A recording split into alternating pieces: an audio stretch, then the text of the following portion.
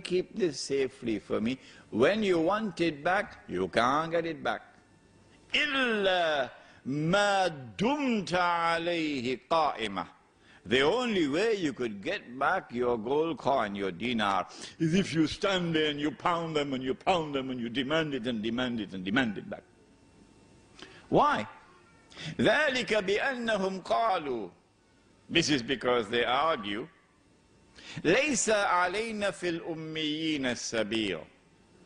We have no moral obligations to these ummiyun. We have no obligation to maintain an ethical standard with these ummiyun. Ummi, when we use the term, we understand it as one who cannot read and write, but when a Jew uses it, he uses it to mean one who is not a Jew. Gentile. وَيَقُولُونَ عَلَى اللَّهِ الْكَذِبَ وَهُمْ يَعْلَمُونَ. Allah said, but they tell a lie against me, and they know it's a lie. And so in this ayah of the Quran, there is the word dinar. So sunnah money is also money in the Quran. Dinar is in the Quran, dirham is in the Quran, and when Allah speaks of a dinar in the Quran, I can assure you tonight, in Giyc, he's not talking about a paper dinar. He's talking about a gold coin. Sunnah money is in the Quran.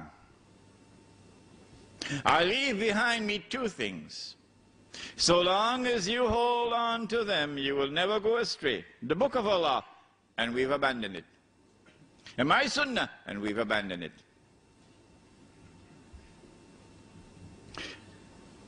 Why now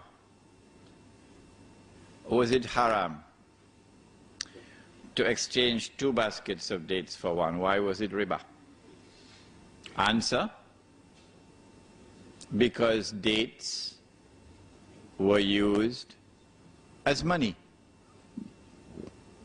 Since dates were used as money, if we permit a transfer of 1 on this side and 2 on this side,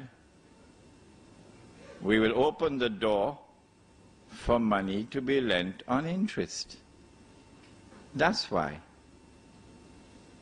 Well, then why was it halal to exchange 4 camels for 1? Now that's an easy question. Who can answer that question for me? Yes?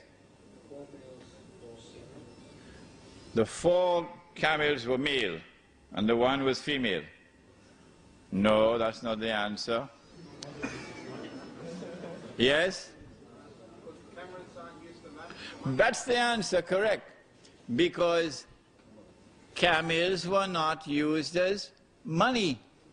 Did I tell you that story about the fellow who was paid his salary? He worked for the whole month, and at the end of the month he got his salary, and his salary was a camel. So he was taking the camel home when the camel died.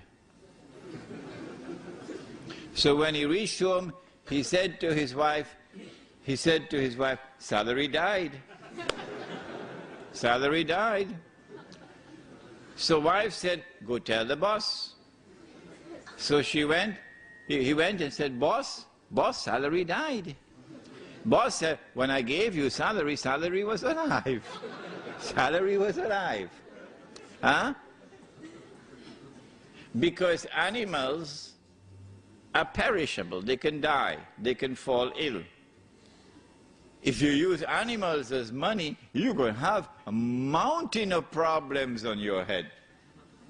And so animals were never used as money.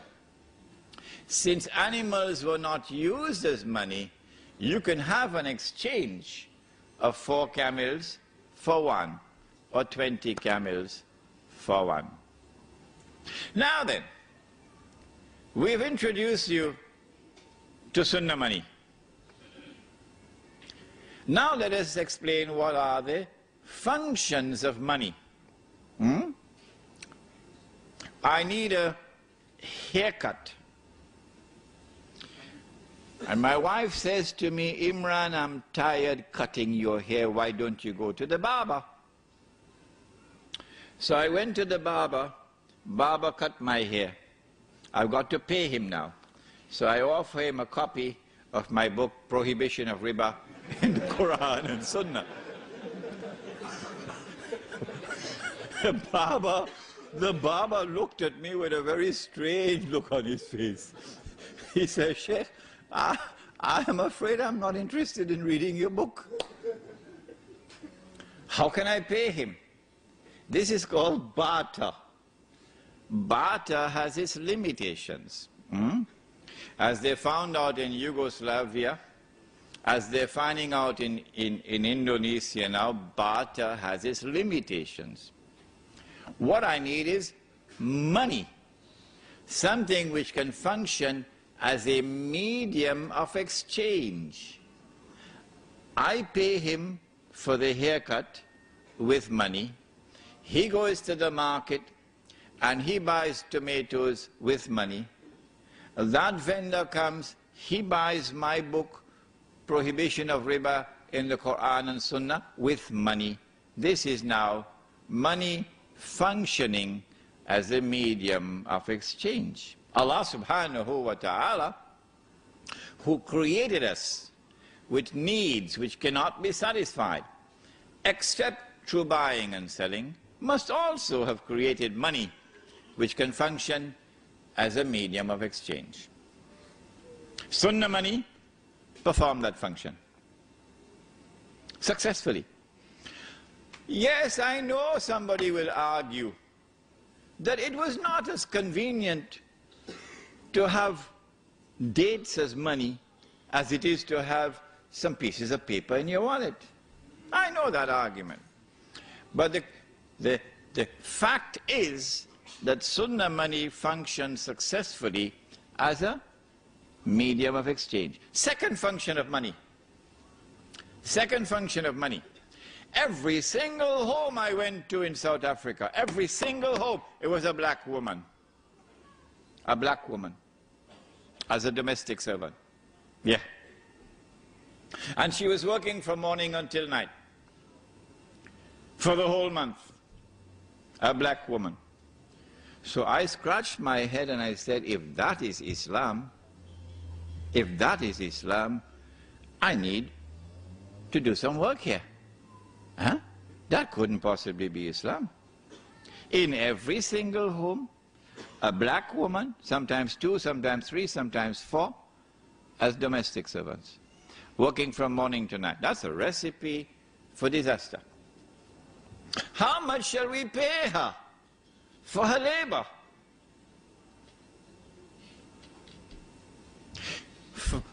One of the functions of money now must be to be functioning as a measure, a value. What is the value of the labor of that woman? She works for the whole month, and a unit which she understands is a bag of corn. They call it mealie, the staple diet of the African people in southern Africa.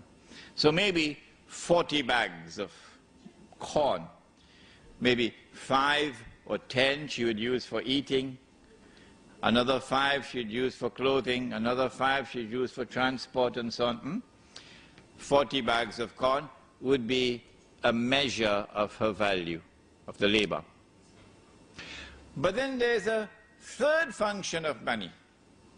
So long as we use Sunnah money functions successfully as a medium of exchange and as a faithful measure of value, so that she always got what would be a just wage. But there's a third function of money. If I work for the whole month and I get a salary with which I can buy a camel, you remember, and I take that money home and I say to my wife, put it away. 10 years later when I take it out,